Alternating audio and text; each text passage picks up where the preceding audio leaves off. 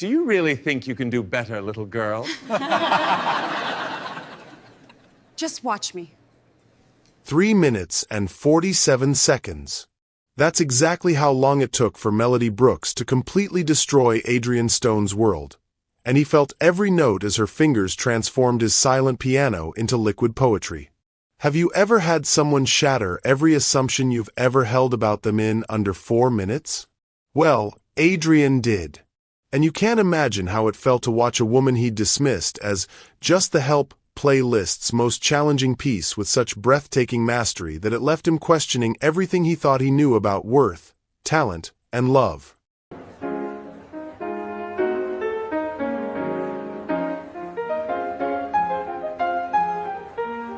If you are enjoying this story, don't forget to hit that subscribe button, like the video and comment where you are watching from. Your support helps us bring more powerful stories. And trust me, you won't want to miss them.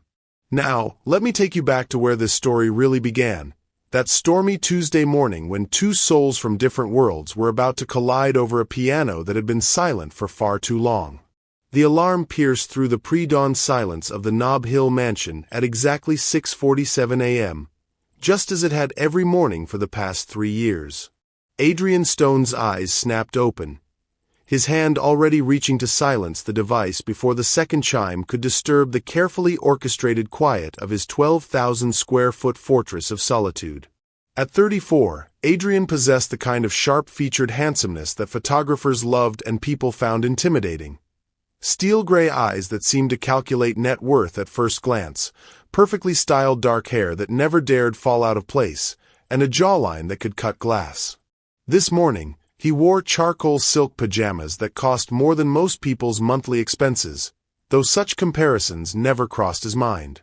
Money had ceased being a measuring stick long ago. It was simply the air he breathed. He swung his legs over the edge of his California king bed, bare feet touching Italian marble that had been heated to precisely 72 degrees. The bedroom stretched around him like a monument to emptiness, all clean lines, muted grays, and strategic lighting that highlighted expensive art while casting no warmth whatsoever.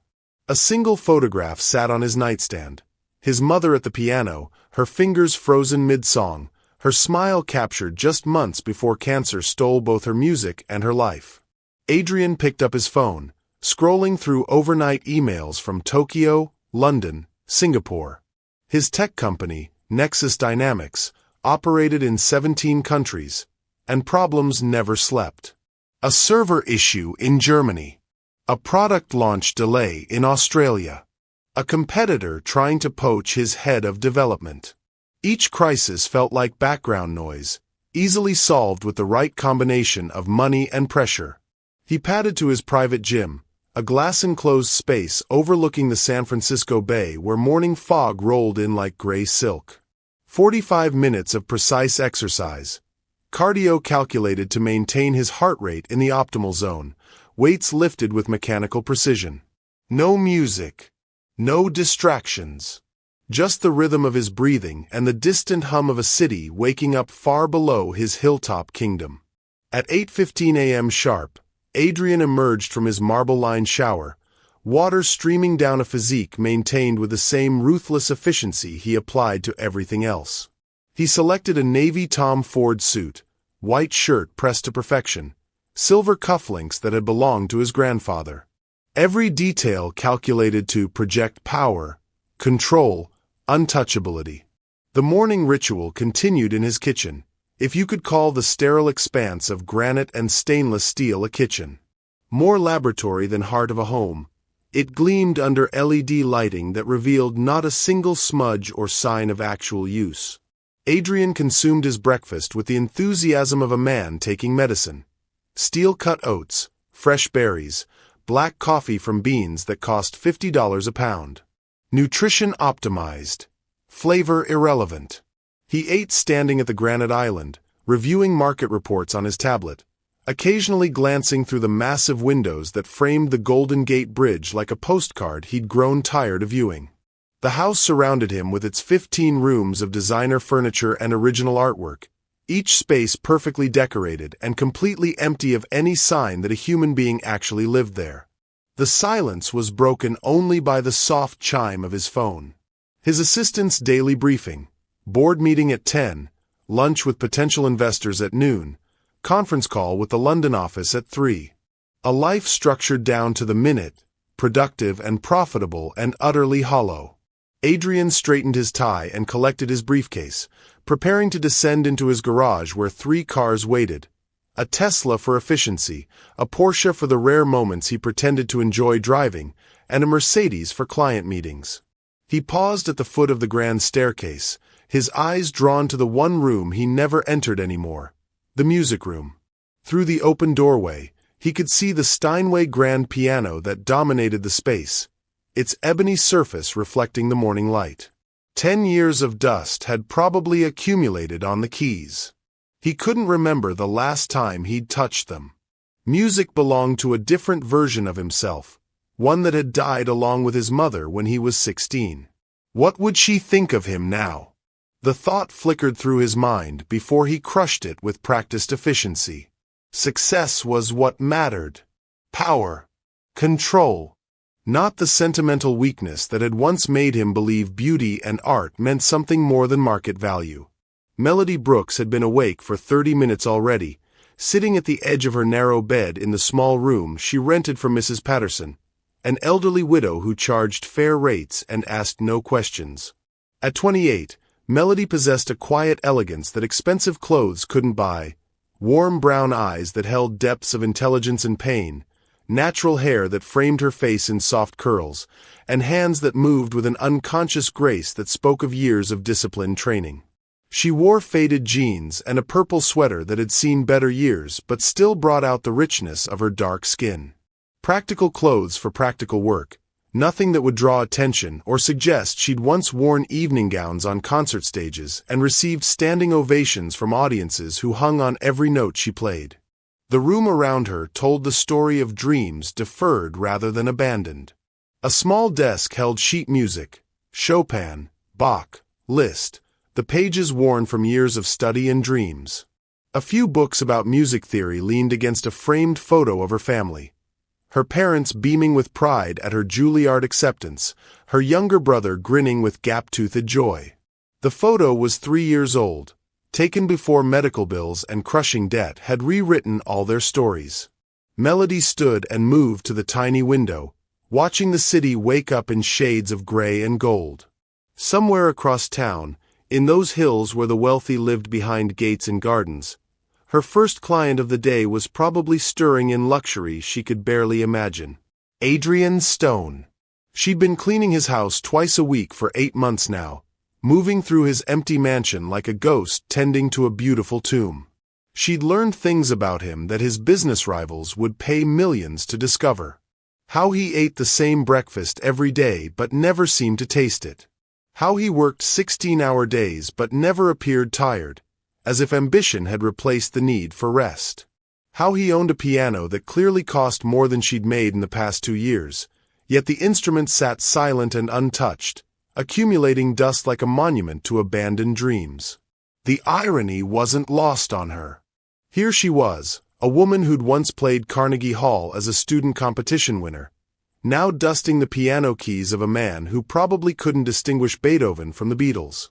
But irony didn't pay rent or help with her mother's medical bills or keep food on her family's table back in Oakland. Melody gathered her cleaning supplies. Microfiber cloths, specialty wood polish, glass cleaner that didn't leave streaks on those massive windows that looked out over the bay. Everything had to be perfect in Adrien Stone's world. No smudges, no dust, no signs that real human beings existed in his carefully controlled environment. She caught her reflection in the small mirror above her dresser and paused. Sometimes, for just a moment, she could see the girl she used to be, the one who'd walked onto stages with confidence, who'd believed talent and hard work could overcome any obstacle, who'd never imagined she'd be grateful for work that allowed her to hide in plain sight. Focus, Melody, she told herself, the internal voice carrying the same strength that had gotten her through 3 years of Juilliard before everything fell apart. This is temporary. Everything is temporary. She grabbed her keys and headed for her 10-year-old Honda Civic, which started on the third try and made concerning noises that she couldn't afford to investigate. The drive across the city took 45 minutes in morning traffic, carrying her from the working-class Richmond where people knew their neighbors' names to the rarefied heights of Pacific Heights where homes cost more than small countries' budgets. As she pulled up to the imposing gates of the Stone mansion, Melody felt the familiar tightening in her chest. Not fear, exactly, but a kind of emotional preparation. For the next 4 hours, she would move through rooms that showcased wealth beyond imagination while remaining invisible to the man who owned it all. She would dust furniture that cost more than her education, vacuum carpets that felt like clouds beneath her feet, and carefully avoid the one room that called to her soul, the music room with its silent, magnificent piano. The gate opened automatically as her car approached, recognizing the transponder Mr. Stone's assistant had provided. Melody drove up the winding driveway lined with perfectly manicured gardens that probably required a team of 5 gardeners to maintain. Cherry blossoms were in full bloom, dropping pink petals like confetti across the pristine walkways. Beautiful and untouched, like everything else in Adrien Stone's world. She parked in the service area behind the house and gathered her supplies, checking her phone for any special instructions. Nothing today. Just the usual routine, main living areas, kitchen, office if he wasn't using it, and the guest bedrooms that never hosted guests. She'd learned to move efficiently through the mansion, completing her work without disturbing the careful emptiness that seemed to be Mr. Stone's preferred state of existence. Melody used her key to enter through the service entrance, stepping into the immaculate kitchen that gleamed under the morning light. The silence hit her immediately. Not peaceful quiet, but the hollow absence of life and laughter and the small sounds that made a house a home. She'd grown up in a house where music played constantly, where her mother hummed while cooking and her father whistled while reading the newspaper. This place felt like a mausoleum dedicated to success without joy. She began her routine, moving methodically through the ground floor. Dusting surfaces that showed no fingerprints, vacuuming carpets that bore no footprints, straightening cushions that no one had disturbed. Each room was a masterpiece of interior design and a testament to the loneliness money could buy. Melody saved the music room for last, as she always did. She told herself it was because the piano required special care, but truthfully, she needed time to prepare herself emotionally.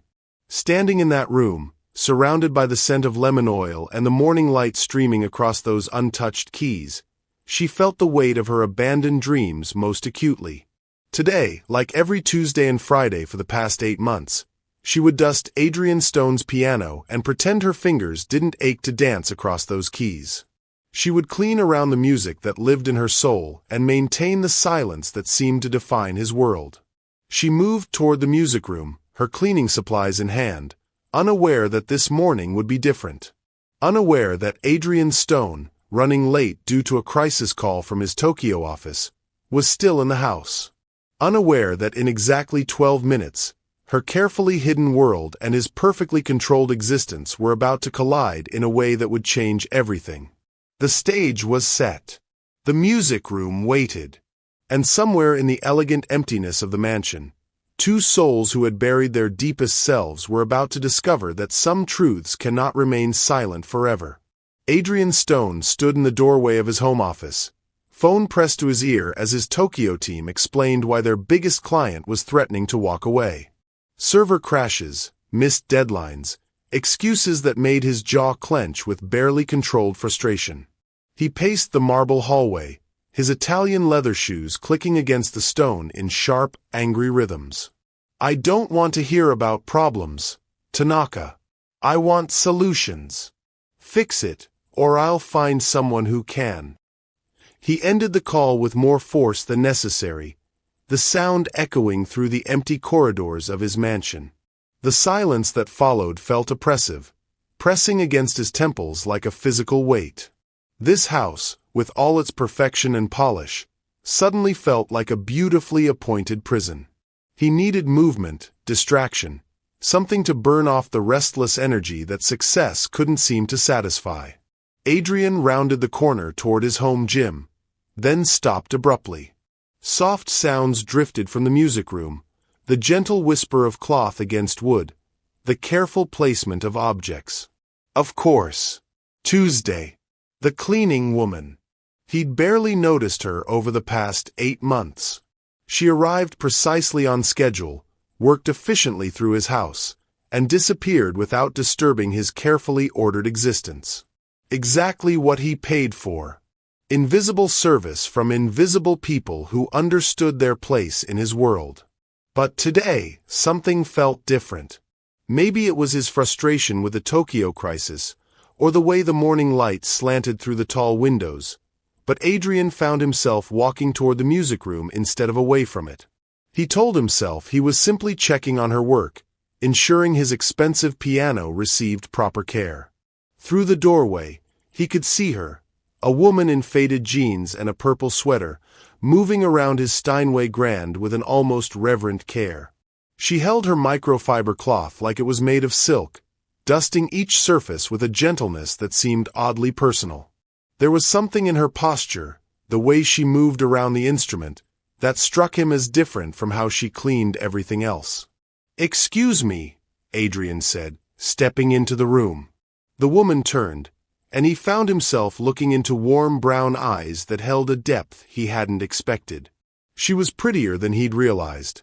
Not magazine perfect like the women he typically encountered at charity galas and business dinners, but naturally beautiful in a way that required no enhancement. Her face showed intelligence and something else he couldn't quite identify. Sadness, maybe. Or longing. "Mr. Stone." Her voice was soft but clear, with an education that surprised him. "I'm almost finished in here. I can come back later if you need." "No, continue." He waved dismissively, moving to lean against the doorframe.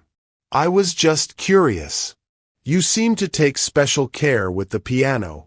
She resumed her dusting, but he noticed a slight tension in her shoulders. "It's a beautiful instrument. A Steinway Model D. They require specific care to maintain their finish and touch sensitivity." Adrien blinked. Most people might recognize the Steinway name, but touch sensitivity? That wasn't casual knowledge. "You know pianos?" "A little." The response was carefully neutral, but something flickered in her eyes, a guardedness that made him more curious rather than less. He pushed off from the doorframe, moving closer. The piano dominated the center of the room, its ebony surface reflecting the morning light like dark water. He hadn't touched those keys in over a decade, but suddenly he found himself remembering the weight of them beneath his fingers, the way sound could fill empty spaces and make them feel alive. "Do you play?" The question came out more abruptly than he'd intended. Her hands stilled on the piano bench she was dusting.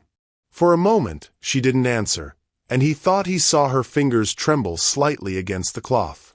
When she looked up, her expression was carefully blank. "Not really, sir. Not anymore." The anymore hung in the air between them, loaded with implications he found himself wanting to explore.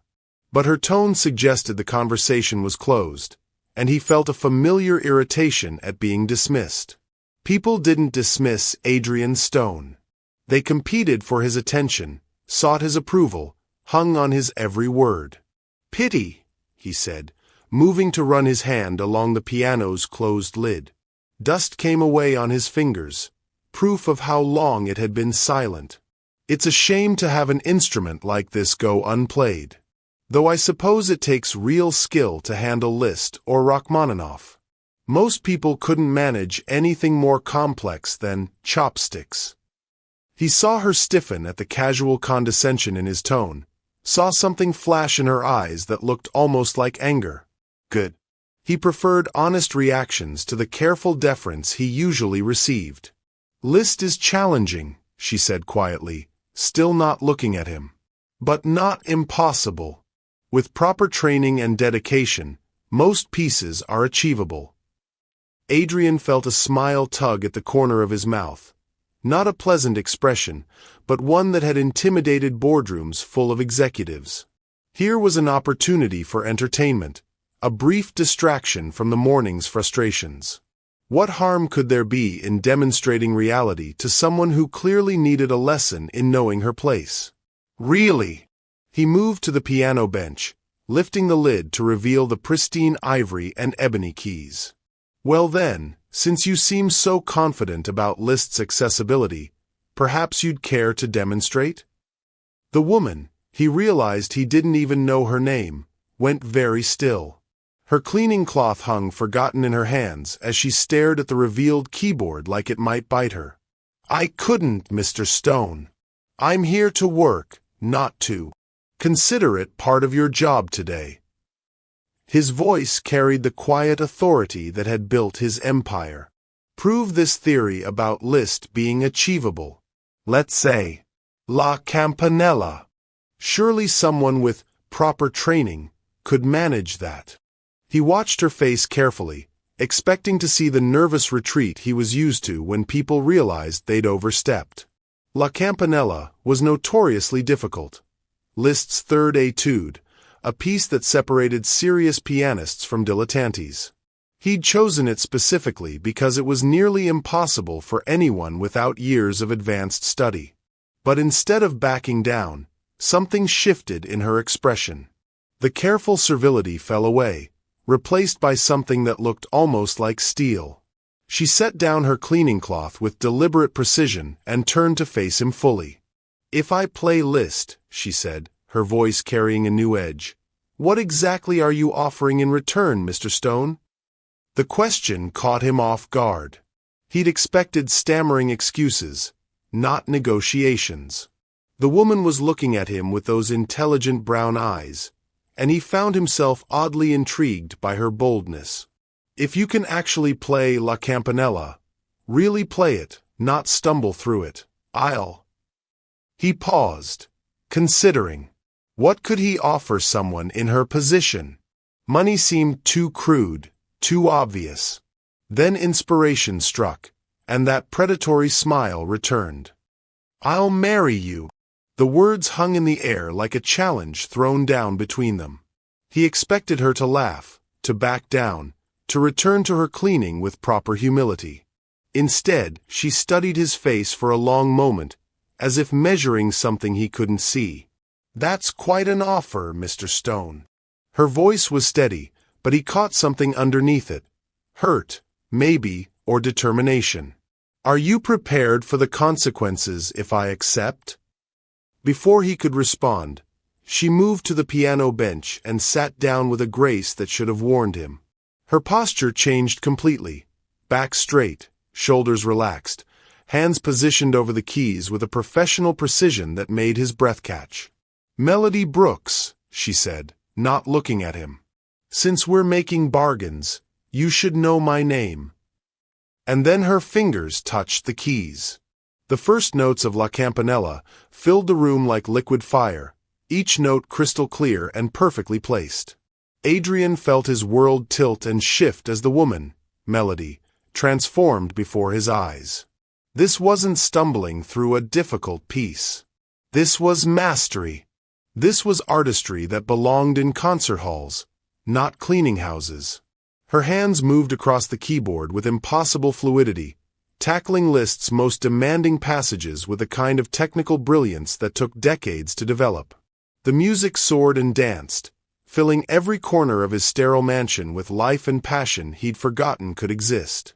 Adrien stood frozen, watching her fingers navigate the treacherous runs and leaps that had defeated him even during his childhood lessons. She made it look effortless, but he could see the years of training in every gesture, the profound musicality that turned mere notes into something transcendent. This wasn't possible. The woman who cleaned his house, who he'd dismissed as the help, was playing with the skill of a conservatory graduate. The cognitive dissonance made his head spin, shattering assumptions he hadn't even realized he'd been carrying. The final notes rang out in the sudden silence, hanging in the air like an accusation. Melody's hands remained poised over the keys for a moment before she turned to look at him, her expression unreadable. "Well, Mr. Stone," she said quietly, "I believe you made me an offer." Adrien opened his mouth to speak, but no sound came out. For the first time in his adult life, he was completely, utterly speechless. The silence stretched between them like a live wire, crackling with unspoken implications. Adrien stared at Melody, his mind scrambling to process what had just happened. The woman sitting at his piano, his cleaning woman, had just performed one of the most technically demanding pieces in the classical repertoire with the skill of a concert pianist. Everything he thought he knew about his carefully ordered world had just been turned upside down. He started to speak, then stopped, his usual eloquence deserting him completely. The woman who had been invisible to him for 8 months was looking at him with those intelligent brown eyes, waiting for his response to her devastating performance. Melody rose from the piano bench with fluid grace, her purple sweater a splash of color against the pristine white and gray of his music room. She moved to collect her cleaning supplies, her expression carefully neutral, but he caught the slight tremor in her hands as she picked up her cloth. "I should finish my work, Mr. Stone," she said quietly, her voice steady despite the earthquake she'd just triggered in his assumptions. "Unless you'd prefer I leave early today." "No, Adrien shook his head, trying to clear the fog of confusion. That was, where did you learn to play like that? But Melody was already moving toward the door, her cleaning caddy in hand. "Thank you for letting me play your beautiful piano, sir. It's been a long time since I've touched keys that fine." She paused at the threshold, not quite looking back at him. "About your offer. I assume you were joking. Men like you don't marry women like me, regardless of what promises they make." The quiet dignity in her voice hit him like a physical blow. Before he could formulate a response, she was gone, leaving him alone with the lingering echoes of Liszt and the uncomfortable realization that he'd just been schooled by someone he'd completely underestimated. Adrien stood in the empty music room, staring at the piano where her hands had just created magic. The morning light streaming through the tall windows seemed different now, as if her music had somehow changed the very quality of illumination in the space. He moved to the bench and sat down, placing his own hands on the keys she'd just mastered. The notes he pressed were halting, uncertain, barely recognizable fragments of pieces he'd learned as a child before his mother's death had ended his musical education. His fingers felt clumsy and foreign against the ivory, a stark contrast to the liquid grace Melody had displayed just minutes before. How was this possible? The thought circled through his mind like a vulture. A cleaning woman with conservatory-level skills? It didn't fit into any of the neat categories his world operated within. Wealthy people had talent. Poor people had jobs. The lines weren't supposed to blur like this. He pulled out his phone and scrolled to his assistant's number, then hesitated. What exactly would he say? Research my cleaning woman because she just played Liszt better than most professionals? The request would sound insane. Instead, he found himself opening his laptop and typing Melody Brooks Pianist into the search engine. The results that appeared made his breath catch in his throat. Melody Brooks, 25. Winner, Juilliard Piano Competition 2021. Rising star, young pianist Melody Brooks dazzles at Carnegie Hall Student Showcase. Juilliard student Melody Brooks selected for European Masterclass program. The articles were 3 years old, but the photos were unmistakable. The same warm brown eyes, the same intelligent face, though younger and filled with hope rather than the quiet resignation he'd seen in his music room. In the pictures, she wore elegant concert attire and held bouquets of flowers, her smile radiant with the joy of someone living their dreams. Adrien scrolled through article after article, piecing together fragments of a story that made his chest tighten with an emotion he couldn't name.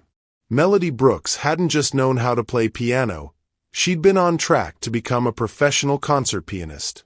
She'd won competitions, earned scholarships, performed in venues he recognized. Then, Abruptly, the articles stopped. No more competition wins. No graduation announcement from Juilliard. No debut album or concert tour announcements. Just silence. What happened to you? The question formed in his mind as he stared at a photo of her at the piano, her hands positioned exactly as they'd been in his music room, her face transformed by the same transcendent focus he'd witnessed. Mr. Stone. His assistant's voice cut through his concentration. Kelly stood in the doorway of his office, tablet in hand, her expression puzzled. Your 10 o'clock board meeting? You're running 20 minutes late. Adrien looked up, disoriented. He'd moved to his office without conscious thought, his laptop open to articles about a woman who'd been invisible to him for 8 months. Cancel it. Sir. Kelly's perfectly styled eyebrows rose in surprise. The Nexus expansion project? You said this meeting was critical. Reschedule. Something's come up. Kelly made a note on her tablet, her expression carefully neutral. In 3 years of working for him, she'd never known Adrien to cancel important meetings for mysterious personal matters. Should I explain the nature of the emergency to the board members? No. Adrien closed his laptop with more force than necessary. Just handle it, Kelly. That's what I pay you for. After she left, Adrien found himself pacing his office like a caged animal. The space that usually felt like a command center now felt suffocating. His floor-to-ceiling windows. He stopped himself. Not floor-to-ceiling. Just tall windows. He was thinking in cliches, his usually sharp mind scattered by a 20-minute encounter that had appended everything he thought he understood. Downstairs, he could hear the soft sounds of Melody continuing her work. Vacuum cleaner humming in the living room. The gentle clink of cleaning supplies being arranged. The normal, everyday sounds of invisible labor that kept his world running smoothly. But nothing felt normal anymore. The woman making those sounds wasn't who he'd thought she was. She carried within her hands the ability to transform silence into beauty, to take the most challenging pieces ever written and make them sing. She had training that cost hundreds of thousands, talent that couldn't be bought, and yet she was cleaning his house for what he probably spent on lunch. Why? The question gnawed at him. What force could drive someone from Carnegie Hall to cleaning houses? What had happened in those missing 3 years between the last concert photo and her first day working in his mansion? Adrien tried to return to his normal routine. He answered emails, reviewed quarterly reports, participated in a conference call with his London office. But his concentration was fractured. Every sound from elsewhere in the house drew his attention. When the vacuum stopped, he wondered what room she was cleaning. When he heard footsteps on the marble, he calculated where she might be based on her usual pattern. At 11:30, the sound stopped completely. Adrien realized she must have finished and left, probably through the service entrance as she always did. He felt an odd sense of loss, as if something important had slipped away before he could properly examine it. He walked back to the music room, drawn by an impulse he didn't fully understand. The space felt different now, charged with the memory of music that had filled every corner. The piano bench was positioned exactly as it had been before, the lid closed, everything returned to its previous state. But the silence no longer felt empty. It felt pregnant with possibility. Adrien sat on the bench and opened the lid, placing his hands on the keys where hers had been. He tried to remember the opening bars of La Campanella, the way her fingers had moved with such confident precision. His own attempt was halting, clumsy, the notes muddy and uncertain. But for the first time in over a decade, he was making music. Not good music, not even recognizable music, but sound that came from intention rather than accident. His mother's photograph seemed to watch him from the living room, and he wondered what she would think of this moment. Her son finally returning to the piano not through joy but through the shock of recognizing talent he'd almost missed entirely. The front gate chimed, indicating a visitor. Adrien's hands stilled on the keys as Kelly's voice carried from the intercom system. "Mr. Stone, there's a woman here to see you. She says she left something behind and needs to retrieve it." His heart rate spiked. "Send her in." Adrien rose from the piano bench, smoothing his suit jacket and checking his reflection in the music room's mirror. He looked composed, professional, every inch the successful businessman. But inside, something had shifted fundamentally. The woman walking back into his house wasn't just his cleaning woman anymore. She was Melody Brooks, mysterious fallen star, keeper of secrets he found himself desperate to understand. The question was, what did she want? And more importantly, what was he prepared to offer to find out? Adrien stood in his foyer, straightening his already perfect tie as he waited for Melody to arrive at the front door. Through the tall windows, he could see San Francisco Bay churning under increasingly dark clouds that had rolled in while he'd been lost in research about her past. The weather matched his internal state, turbulent, unpredictable, charged with electricity. When the doorbell chimed, he opened it himself rather than waiting for Kelly to handle it. Melody stood on his doorstep, no longer in her cleaning clothes but wearing dark jeans and a coral-colored blouse that made her skin glow despite the gray afternoon light.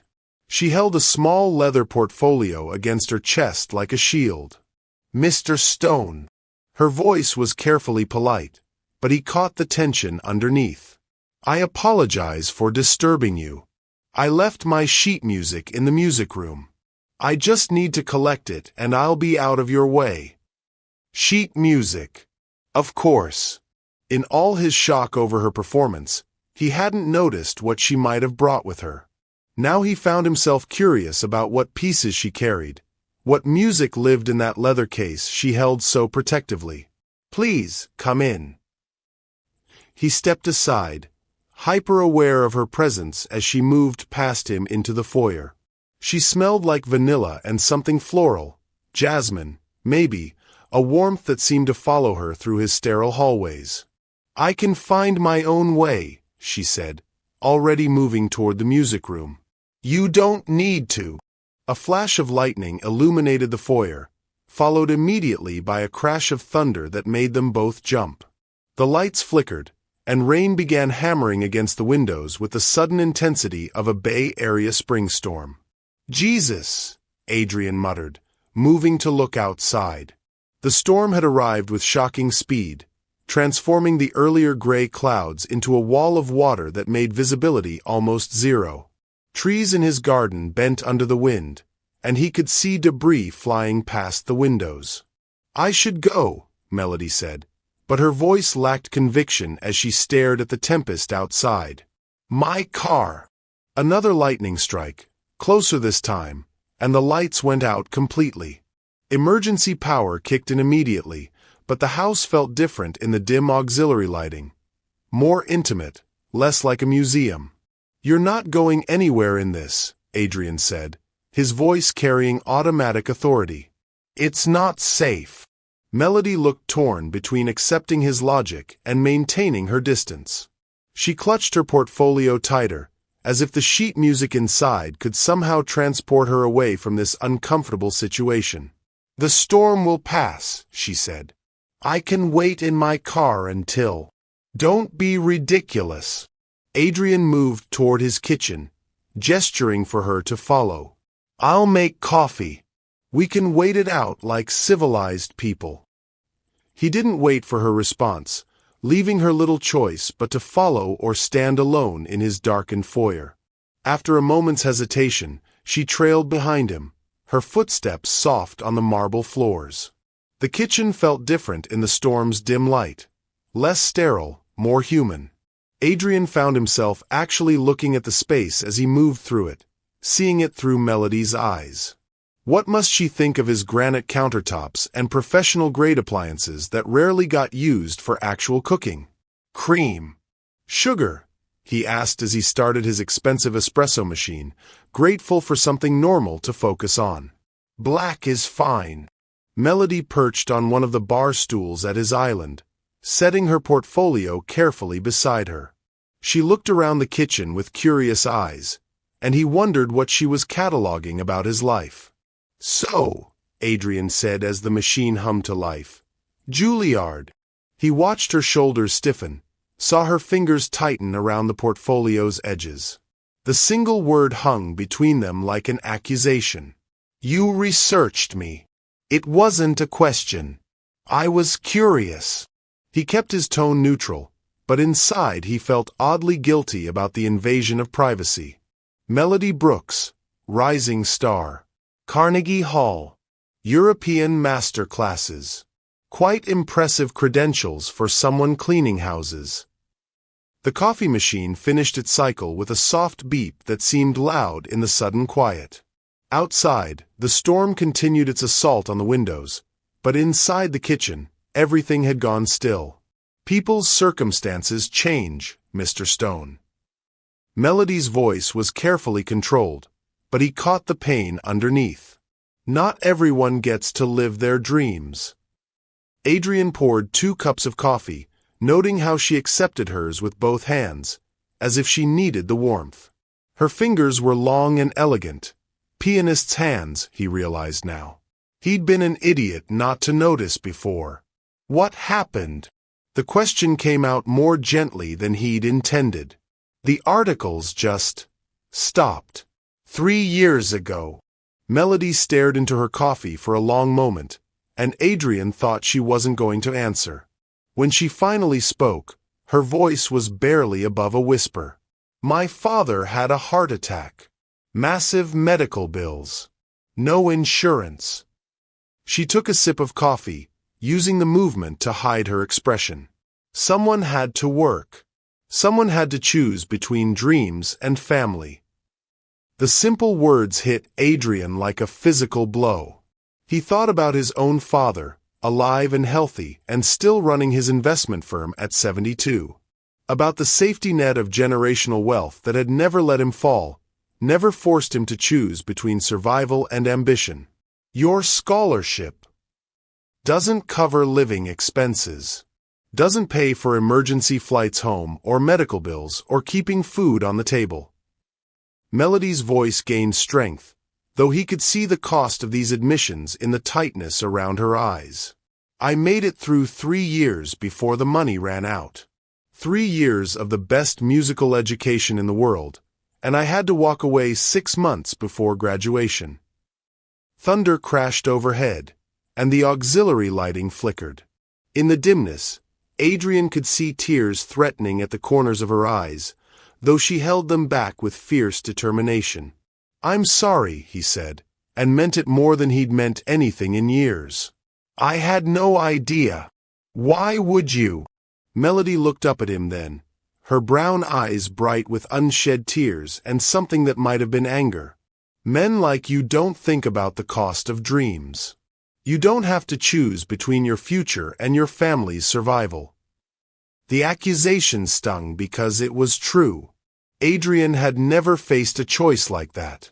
His dreams had been supported by unlimited resources, and when he'd abandoned music after his mother's death, it had been emotional choice, not financial necessity.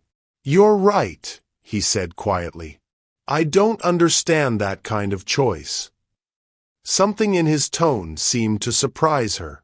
She studied his face in the dim light, as if looking for deception or condescension and finding neither. "I've never told anyone that before," she admitted. "About having to leave school. It's easier to let people think I just wasn't good enough." "But you were." Adrien moved around the island to sit beside her, close enough to catch that vanilla and jasmine scent again. "More than good enough. Your performance this morning. I've heard professional concerts that weren't half as moving."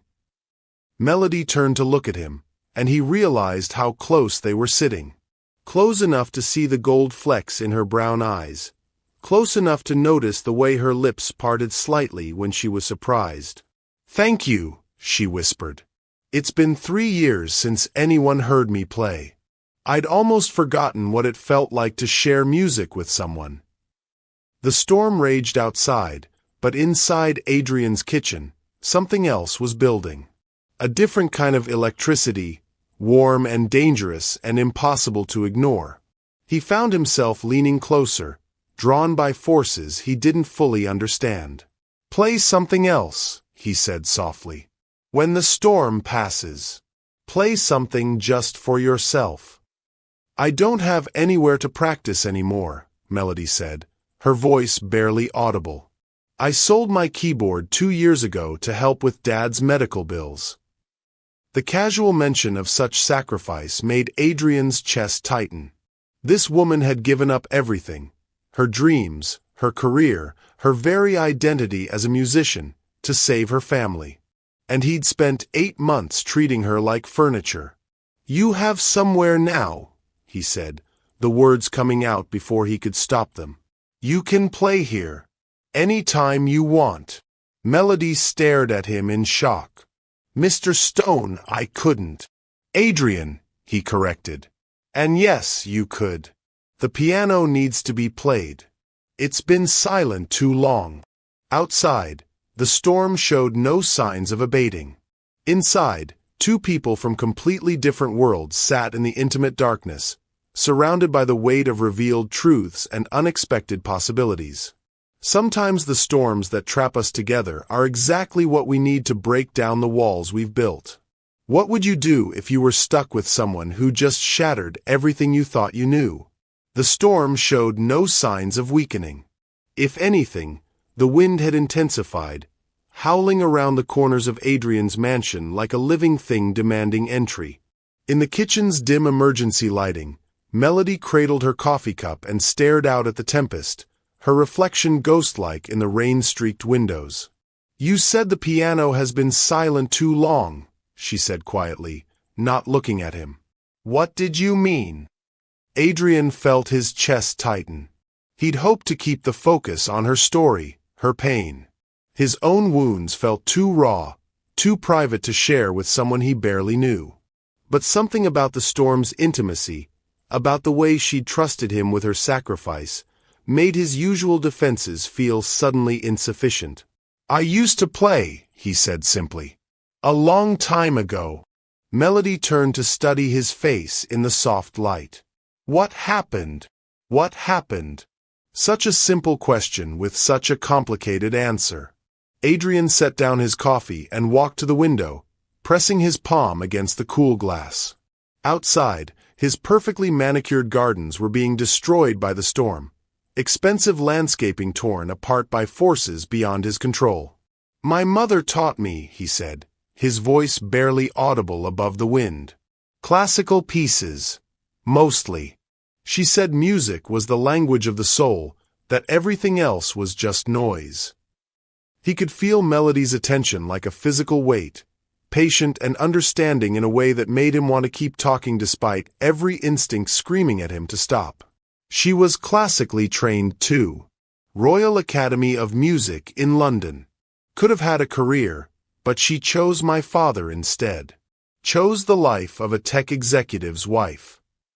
Adrien's laugh was bitter. She gave up her dreams for love, and look how that turned out. The words hung between them, loaded with decades of resentment and grief. Adrien had never spoken about his mother to anyone.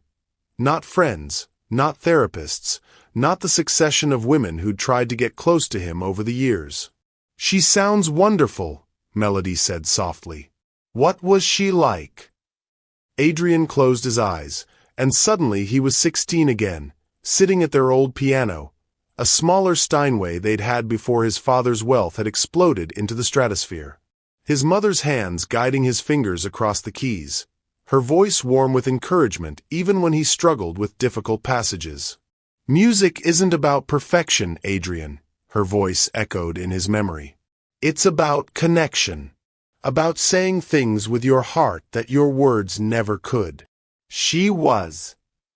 Adrien struggled to find words adequate to capture Elena Stone's essence. Gentle. Patient. She had this way of making everything feel possible, even when my father was working 18-hour days and treating our house like a hotel. He turned back to Melody, surprised by the understanding in her eyes. She wasn't offering empty sympathy or platitudes. She was simply listening, creating space for his pain without trying to fix it. "The piano was our thing," he continued, moving back to sit beside her. "Every day after school, we'd play together. She'd teach me new pieces, or we'd just improvise.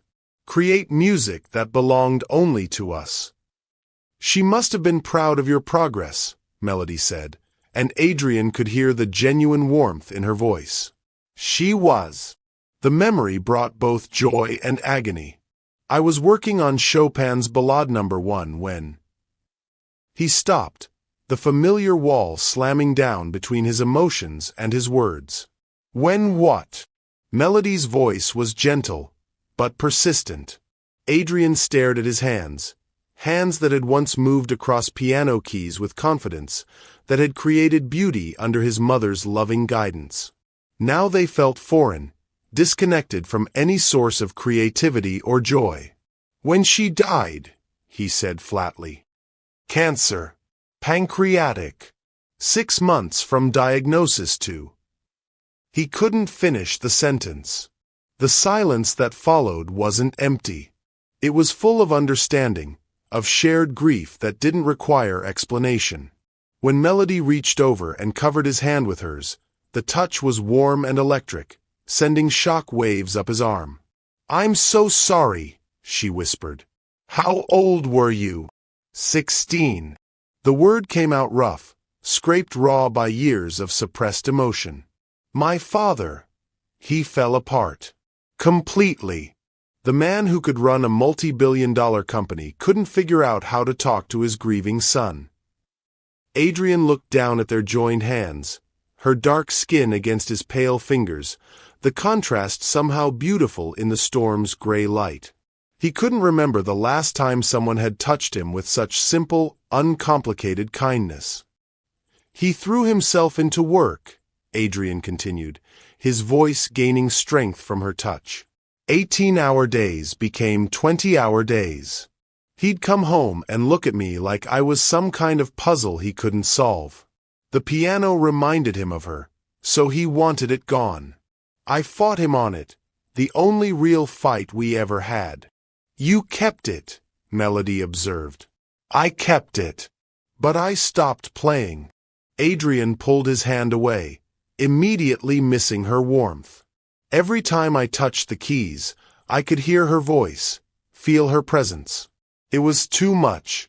So I taught myself not to need music, not to need beauty or art or anything that couldn't be quantified and controlled." He stood abruptly, pacing to the other side of the kitchen as if physical distance could somehow contain the emotions threatening to spill over. "I became my father," he said, the admission tasting like ash in his mouth. "Ruthless, focused, successful. Everything he wanted me to be and nothing she would have recognized." The storm outside seemed to echo his internal tempest, lightning illuminating his kitchen in stark, dramatic flashes.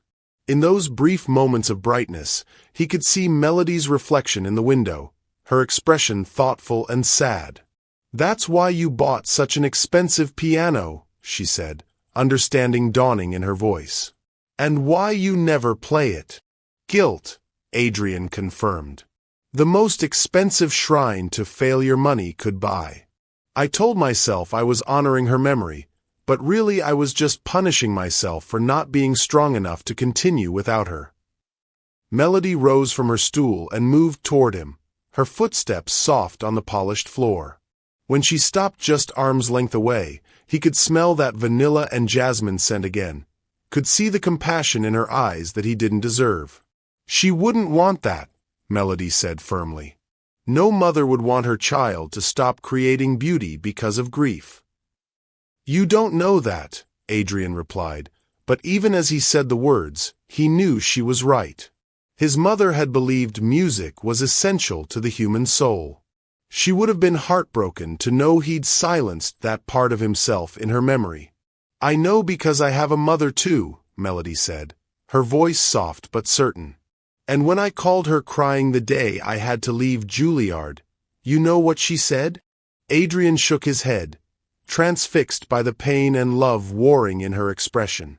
She said, "Baby, music doesn't live in schools or concert halls. It lives in your heart. And no circumstance can take that away unless you let it." Melody's eyes brightened with unshed tears. "Your mother's music is still alive in you, Adrien. You've just been too afraid to let it out." The use of his first name, combined with the gentle certainty in her voice, cracked something deep inside his chest.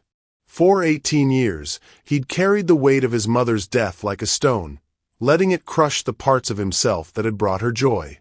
"I don't know how to play anymore," he admitted, the words barely a whisper. "I don't know how to feel anything through music except loss." Melody stepped closer, close enough that he could see the gold flecks in her brown eyes, could feel the warmth radiating from her skin. "Then let me teach you," she said, "the way she taught you, with patience and love instead of judgment." The offer hung between them like a lifeline thrown across a chasm of grief and isolation. Adrien stared into her face, this woman who'd revealed her own sacrifices and pain, who was now offering to help him reclaim something he'd thought was lost forever. Outside, the storm began to weaken, though neither of them noticed. Inside Adrien's sterile mansion, something much more powerful was building. A connection forged from shared loss and the tentative hope that maybe, just maybe, it wasn't too late to let music back into their wounded hearts. The storm had gentled to a steady rainfall by the time Adrien and Melody made their way to the music room. Soft gray light filtered through the tall windows, casting everything in silvery shadows that felt more intimate than harsh daylight. The Steinway waited in the center of the room like a patient friend, its ebony surface gleaming despite the dust Adrien knew had accumulated over the years. "I haven't done this in 18 years, Adrien said, his voice tight with nervous energy as he approached the piano bench. His hands trembled slightly, barely visible, but Melody caught the movement. "Music is like riding a bicycle," she said gently, settling beside him on the bench. The space was designed for one person, forcing them to sit close enough that their shoulders touched. "Your fingers remember more than your mind thinks they've forgotten." Adrien stared at the keys, 88 black and white rectangles that had once been as familiar as his own name. Now they felt foreign, intimidating, like a language he'd once spoken fluently but had forgotten through years of deliberate neglect. "Start simple," Melody suggested, her voice carrying the same patient warmth his mother had once used. "What's the first piece you remember learning?" "For Elise," Adrien replied automatically, then felt a ghost of a smile cross his face. "Every piano student's first real piece. Mom said it was like a rite of passage." "Perfect." Melody's fingers found the opening notes, playing them slowly and clearly. The melody filled the room with bittersweet beauty, each note hanging in the air before dissolving into the next. "Now you try. Just the first few measures." Adrien placed his hands on the keys, his fingers feeling clumsy and uncertain. The first notes came out stilted, mechanical, nothing like the flowing grace Melody had demonstrated. Frustration tightened his jaw. "I sound like a child," he muttered. "You sound like someone who's been away from music for a long time," Melody corrected. "There's a difference." She covered his right hand with hers, guiding his fingers to the correct position. "Feel the weight of the keys. Don't fight them, let them respond to your touch." Her hand on his sent electricity shooting up his arm, but Adrien tried to focus on the instruction rather than the way her skin felt warm and soft against his. Under her guidance, he played the opening phrase again, this time with more fluidity. "Better," Melody said, and he could hear genuine pride in her voice. "Your muscle memory is still there. It just needs time to wake up." They worked through "For Elise" slowly, Melody patiently correcting his fingering and helping him find the rhythm that had once come naturally. Gradually, Adrien felt some of his tension dissolving. The notes began to flow more smoothly, and fragments of his childhood training started surfacing from whatever corner of his mind had kept them safe all these years. "There," Melody said as he completed the entire first section without stopping. "You see. Still a pianist." Adrien looked at his hands on the keys, amazed. For a few minutes, he'd actually been making music again. Not good music, perhaps, but recognizable melodies that carried emotional weight. The realization was both thrilling and terrifying. "How do you do it?" he asked, turning to study her profile. "Make it look so effortless?" Melody's fingers found a simple melody in the upper registers, something Adrien didn't recognize but that sounded like sunlight made audible. "Practice," she said simply. "And love. You can't play music you don't love. Not really. The audience always knows when you're just going through the motions." "Is that why you left your old job?" Adrien asked. "Because you didn't love it?" She was quiet for a moment, her fingers still moving across the keys in soft, contemplative phrases. "I never had an old job," she said finally. "When I left Juilliard, I went straight to work. Cleaning houses, waiting tables, whatever paid the bills. This is the longest I've stayed anywhere." The casual mention of her sacrifices hit Adrien like a physical blow. While he'd been building his empire and accumulating wealth beyond most people's dreams, she'd been scrubbing toilets and serving food to make ends meet, all while carrying the weight of her abandoned musical career. "Why here?" he asked. "Why my house?" Melody's hands stilled on the keys. She turned to face him, and Adrien was struck again by the intelligence and depth in her brown eyes. "Because of this," she said, gesturing to the piano. "Because I could dust this beautiful instrument twice a week and pretend, just for a little while, that I was still part of the music world." "That must have been torture." "Sometimes," she admitted. "But mostly it was hope. Knowing that somewhere in the world, people were still creating beautiful things. That music was still alive even if I couldn't be part of it." Adrien felt something crack open inside his chest, a protective shell he'd built around his heart that was suddenly proving inadequate against this woman's quiet courage and persistent hope. "Play something for me," he said impulsively. "Something that makes you happy." Melody's face lit up with the first genuinely joyful expression he'd seen from her. Her hands moved to the keys with renewed energy, and suddenly the room filled with the opening notes of Debussy's Clair de Lune. The piece flowed from her fingers like liquid moonlight, each phrase shaped with such exquisite sensitivity that Adrien felt his breath catch in his throat. This wasn't the technical brilliance she displayed with the Liszt earlier. This was something deeper. This was a woman pouring her soul into music, sharing something so intimate and beautiful that Adrien felt like he was witnessing a private conversation between Melody and the composer himself. When the final notes faded into silence, Adrien realized he was gripping the edge of the piano bench to keep his hands from shaking. That was... He struggled to find adequate words. "I've never heard anything so beautiful." Melody's cheeks flushed with pleasure. "It's my favorite piece," she said softly. "When I was at Juilliard, I used to play it late at night when I couldn't sleep. It always made me feel like everything would be okay." "Does it still?" Adrien asked. She considered the question seriously. "Today it does," she said, meeting his eyes. "For the first time in 3 years, playing that piece didn't make me sad about what I'd lost. It made me grateful for what I still have." Something in her voice, in the way she was looking at him, made Adrien's pulse quicken.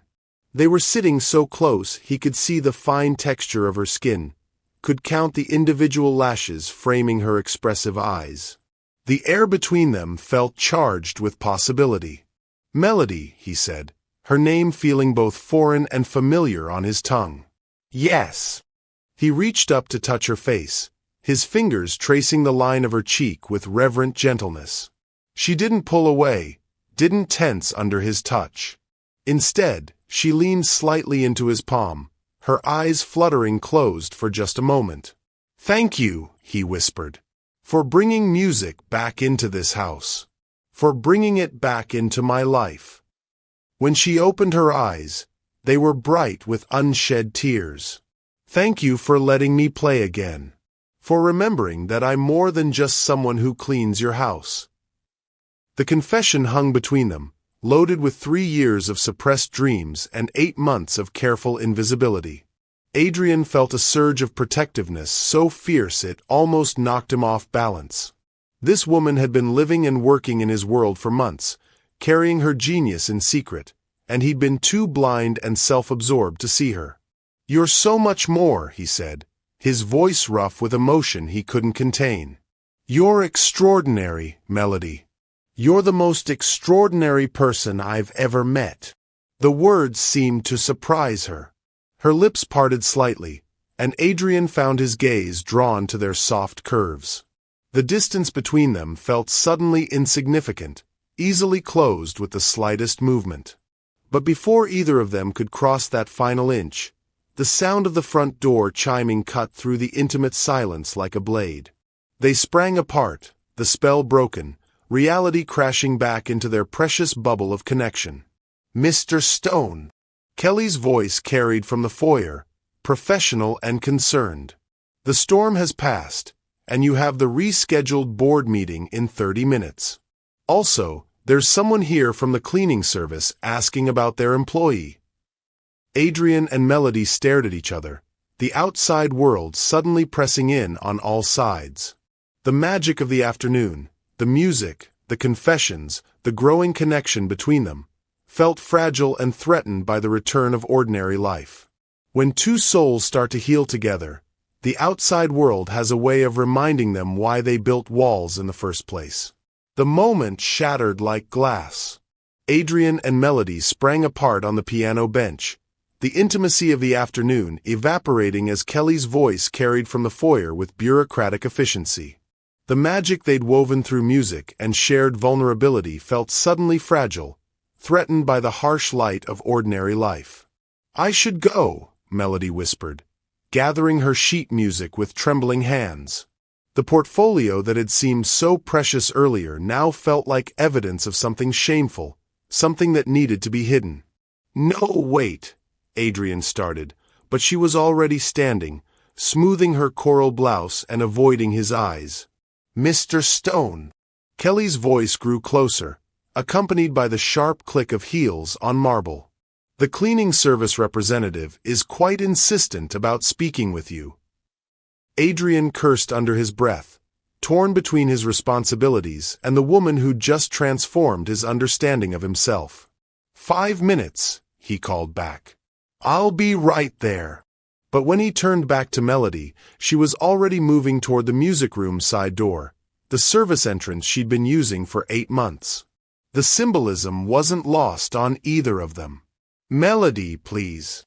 "This was a mistake," she said, not looking back. "I overstepped. I forgot my place." The words hit Adrien like a physical blow. After everything they'd shared, after the music and the confessions and the moment when he'd almost kissed her, she was retreating back into the role of invisible service worker.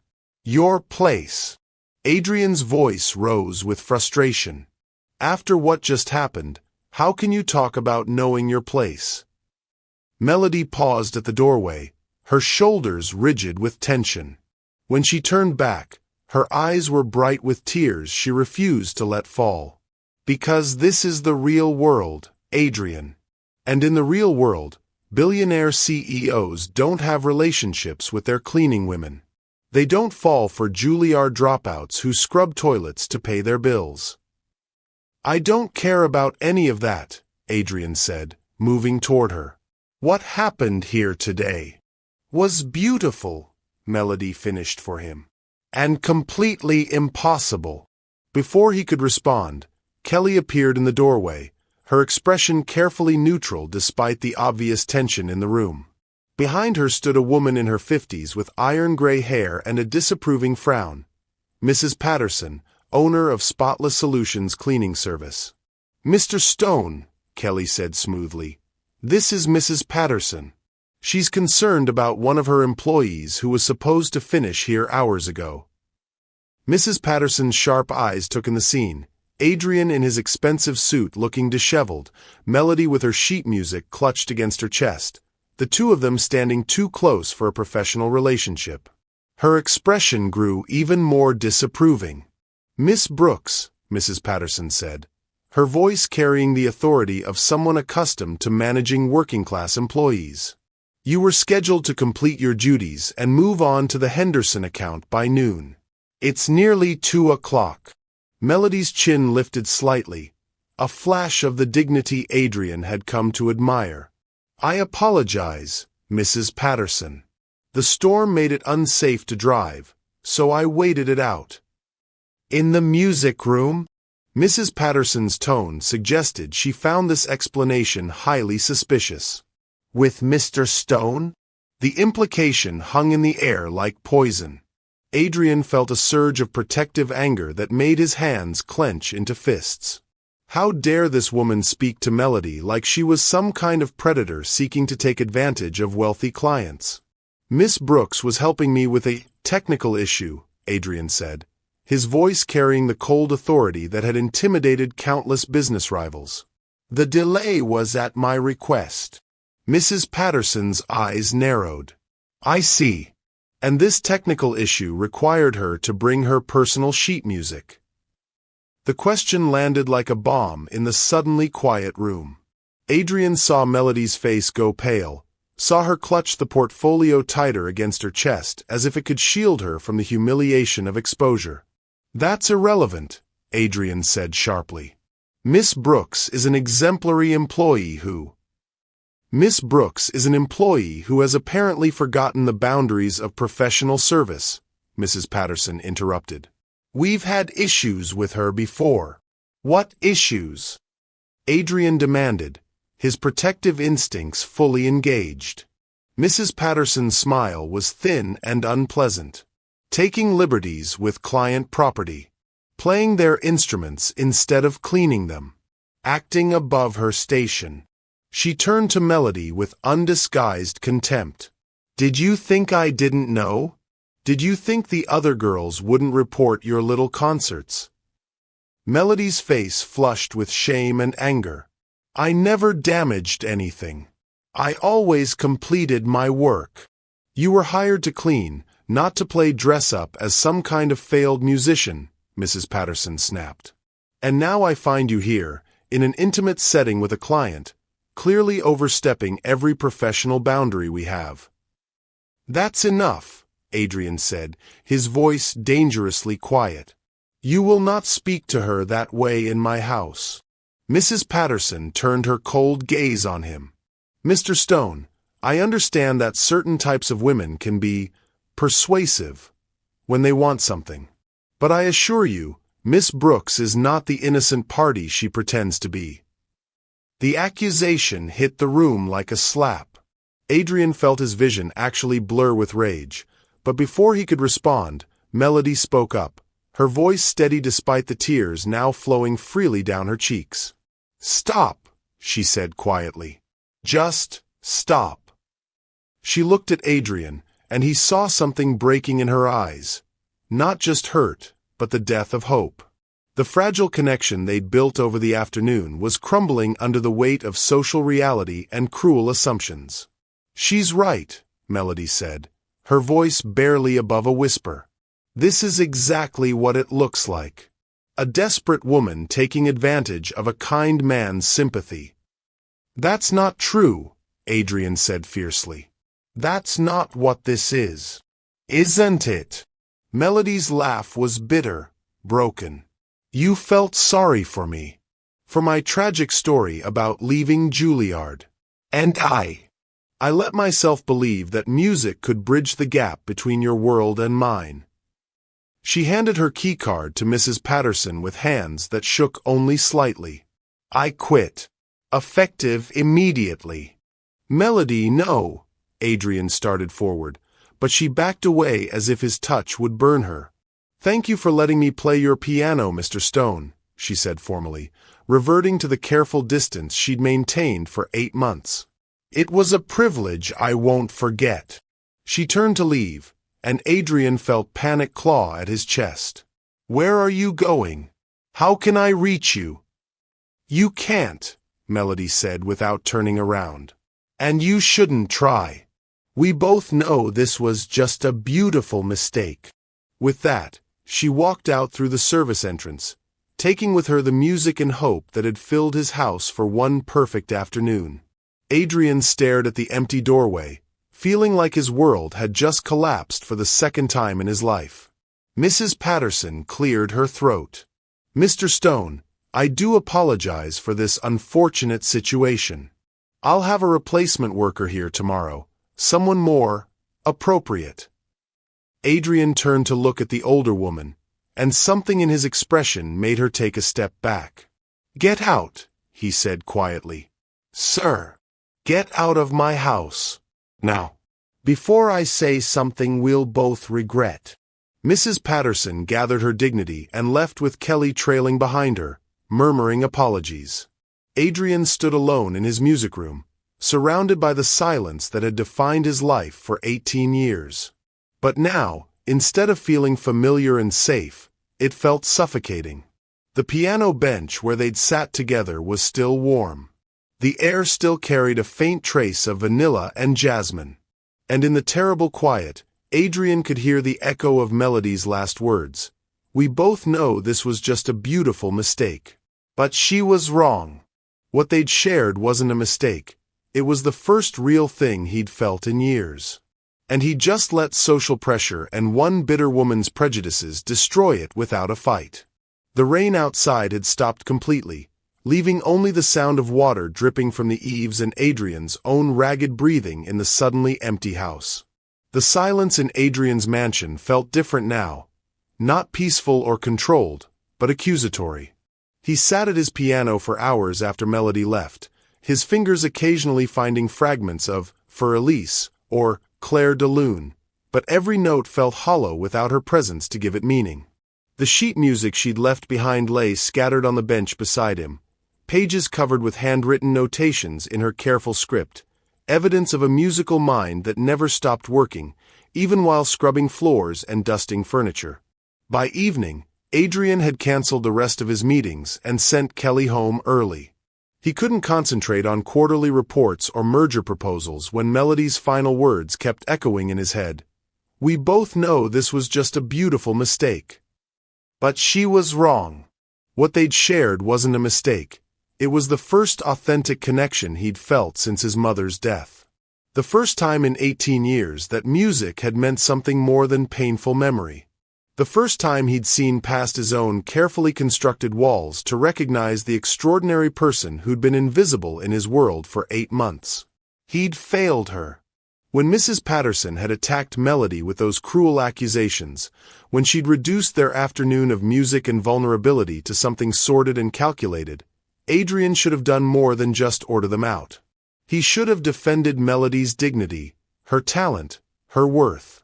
Instead, he'd let social convention and his own shock paralyze him while the woman he was falling for walked away believing she was nothing more than a beautiful mistake.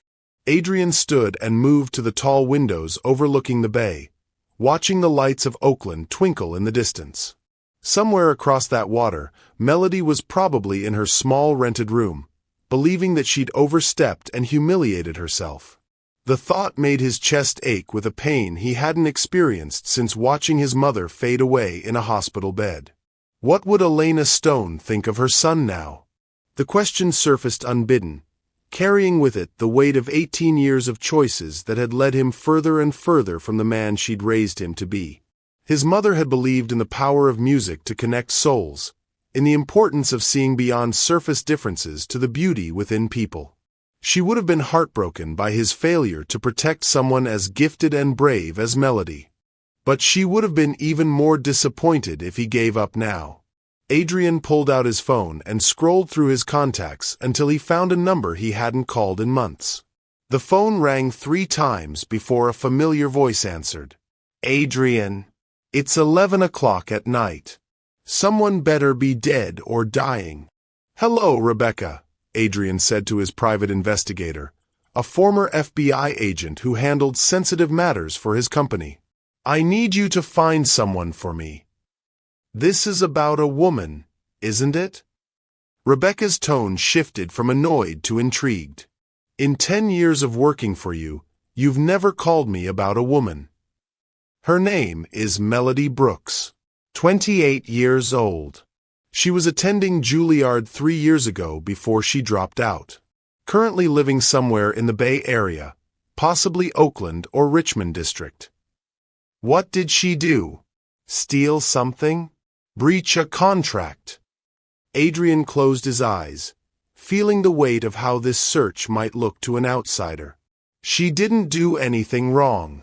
I need to find her because I owe her an apology. The silence on the other end stretched long enough that Adrien wondered if the call had dropped. When Rebecca finally spoke, her voice was carefully neutral. Adrien, I have to ask, is this woman trying to extort you? Because if she's threatening to go public with something. No, Adrien said firmly. Nothing like that. She's.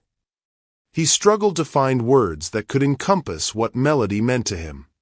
She's the most extraordinary person I've ever met, and I let her walk away thinking she didn't matter.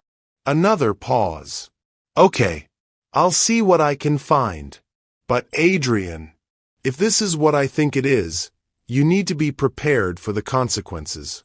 Your board, your investors, the media, they're not going to understand a relationship between you and someone from a different social class. Then they'll have to learn to understand, Adrien said with a conviction that surprised him. Some things are more important than board approval. After ending the call, Adrien wandered through his empty mansion, seeing it through Melody's eyes. The expensive art that impressed no one because no one else lived there to appreciate it. The gourmet kitchen that produced solitary meals consumed in silence. The music room with its magnificent piano that had sat unplayed for years, accumulating dust like a monument to his emotional cowardice. He'd built himself a beautiful prison and called it success. But one afternoon with Melody had shown him what he'd been missing.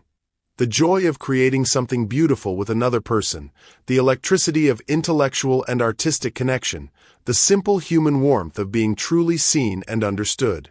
At 2 a.m., unable to sleep, Adrien found himself back at the piano. This time, instead of struggling through half-remembered pieces, he let his fingers find their own path across the keys.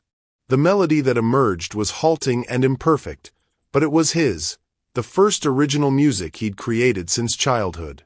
As he played, he could almost hear his mother's voice. Music isn't about perfection, Adrien.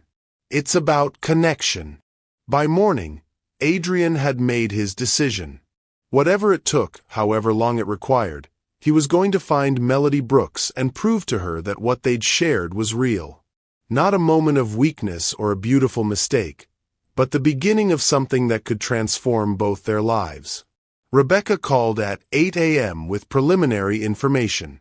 Your Melody Brooks is harder to track than most people, she said. No permanent address on file, pays rent in cash, works for multiple cleaning services under different names. Classic pattern for someone trying to stay invisible. But you found her? I found her family address in Oakland. Parents, Robert and Diana Brooks. The father had a major heart attack 3 years ago. Massive medical bills that would explain why she left school. They're still at the same address. Adrien felt a surge of hope mixed with nervousness. Thank you, Rebecca. Adrien. Rebecca's voice carried a warning. Whatever you're planning to do, think it through carefully. Grand gestures can backfire spectacularly if they're not what the other person actually wants. What do you mean? I mean that showing up at her family's house unannounced might feel romantic to you, but it could feel invasive and overwhelming to her. Especially if she's dealing with financial stress and family responsibilities.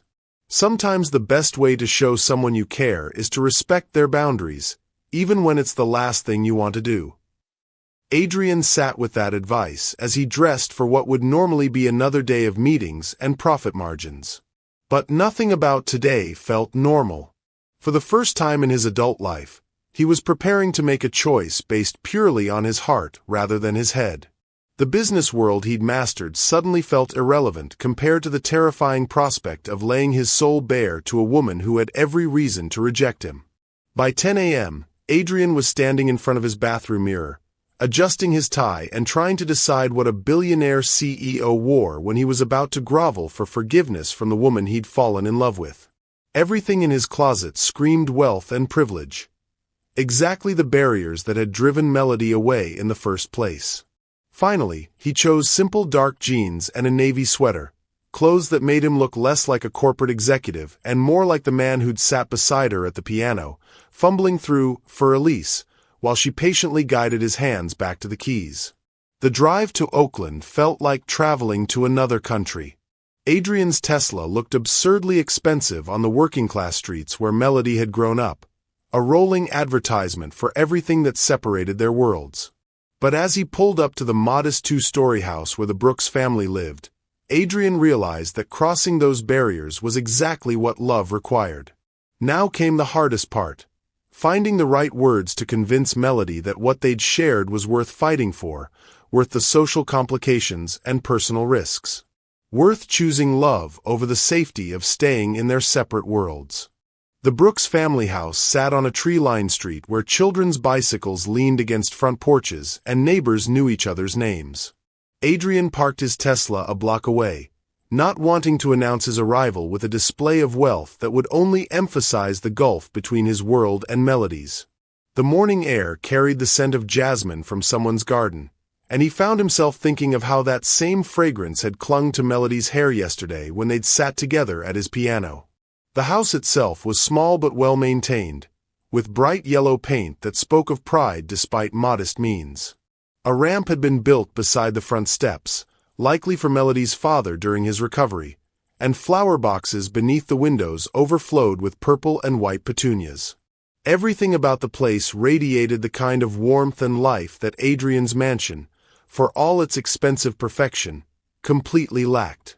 Adrien stood on the sidewalk for a full minute, gathering courage he'd never needed for boardroom negotiations or million-dollar deals. His hands shook slightly as he approached the front door, and he realized this was the most terrified he'd been since watching his mother die. Before he could knock, the door opened. A woman in her 50s with Melody's warm brown eyes and graying hair pulled back in a simple bun looked out at him with curious concern. "Can I help you?" Diana Brooks asked, her voice carrying the same musical quality he'd heard in her daughter's speech. "Mrs. Brooks? My name is Adrien Stone. I'm looking for Melody. I need to speak with her about yesterday." Recognition dawned in Diana's expression, followed quickly by a protective wariness that reminded Adrien painfully of Melody's retreat from intimacy. "You're the man she cleans house for. The one with the piano." "Yes, ma'am." Adrien felt heat rise in his cheeks. "Is she here?" "I know I have no right to ask, but I need to apologize to her. I need to tell her." "She's not here," Diana interrupted, but not unkindly. "She left early this morning for a job interview in the city. Some hotel needs housekeeping staff." Adrien's heart sank. Another cleaning job. Another place where Melody would hide her extraordinary gifts behind invisible service work, where her Juilliard training would remain a secret shame rather than a source of pride. "Mrs. Brooks," he said urgently, "I know this sounds insane, and I know you have every reason not to trust me, but your daughter is the most remarkable person I've ever met. What happened yesterday? It wasn't what that awful woman made it seem. Melody wasn't taking advantage of anything. She was saving me." Diana studied his face with a kind of perception that came from decades of reading people's true intentions. "Saving you from what?" "From a life without music, without beauty, without—" Adrien struggled to find words adequate to the transformation Melody had sparked in him. "Without love." The simple honesty of the admission seemed to surprise Diana. She stepped back slightly, opening the door wider. "Maybe you should come in. Robert's at physical therapy, but I think we need to talk." Adrien followed her into a living room that was everything his wasn't.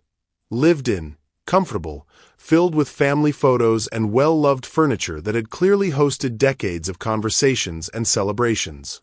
A battered upright piano sat against one wall, its bench topped with stacks of sheet music in Melody's careful handwriting. "That was her piano growing up," Diana said, noticing his gaze. "Bought it used when she was 7 and showed interest in our church piano. She practiced on that thing for hours every day, dreaming of concert halls and Carnegie Hall." "She made it to Carnegie Hall," Adrien said softly. "I saw the articles. She was extraordinary even then." Diana's expression softened slightly. "She was. Even when she was little, music just poured out of her. Like she was translating something the rest of US couldn't hear." "What happened when she left school?" Adrien asked gently. Diana was quiet for a moment, her fingers absently straightening sheet music that didn't need straightening. "Robert's heart attack was massive. 6 surgeries, months in intensive care, rehabilitation that's still ongoing. Our insurance." She shook her head. "Let's just say it wasn't adequate for what he needed." "So Melody came home." "She came home," Diana confirmed. "Wouldn't hear of us declaring bankruptcy or losing the house. Said her education could wait, but family couldn't. She's been working multiple jobs ever since, sending us money, paying medical bills, acting like her sacrifice was nothing." Adrien felt that familiar ache in his chest, the same protective fury he'd experienced watching Mrs. Patterson's cruelty yesterday. She shouldn't have had to choose. No, she shouldn't have. But that's not the world we live in. Diana turned to face him fully. "Now tell me, Mr. Stone, what exactly happened yesterday that has you showing up at my door looking like a man whose heart got torn out?" Adrien found himself telling Diana everything. The music challenge that had started as arrogant condescension, Melody's stunning performance that had shattered his assumptions, the storm that had trapped them together, the tentative connection that had grown through shared vulnerabilities and music. He told her about his mother's death, about the 18 years of silence he'd imposed on himself, about how Melody's patient teaching had brought music back into his life. And he told her about Mrs. Patterson's cruelty, about his failure to defend Melody adequately, about how she'd walked away believing she was nothing more than a beautiful mistake. When he finished, Diana was quiet for a long time. "You love her," she said finally. "It wasn't a question." "I do," Adrien admitted. "I know how that sounds. We barely know each other. We're from completely different worlds. But yesterday, when she played your piano and taught me to feel music again, I've never experienced anything like that connection. And what exactly are you planning to do about it?" The question hung in the air between them, loaded with implications about social barriers, financial differences, and the 1,000 practical obstacles that stood between a billionaire CEO and a woman working multiple cleaning jobs to support her family. "I don't know," Adrien said honestly. "But I know I can't let her disappear into another invisible job, believing that her dreams don't matter. She deserves to have her music heard. She deserves to finish what she started at Juilliard." Diana's eyebrows rose. "And you think your money can solve everything?" "No," Adrien said quickly. "I think my money is irrelevant. What matters is that she knows someone sees her worth, someone believes in her talent. Whether she wants anything to do with me or not, she should have the chance to reclaim her dreams." Something in his tone seemed to satisfy Diana. She studied his face for another long moment, then moved to the old piano and pulled out a sheet of paper from beneath the music. "The interview she went to this morning," Diana said, handing him the paper. "It's at the St. Francis Hotel downtown.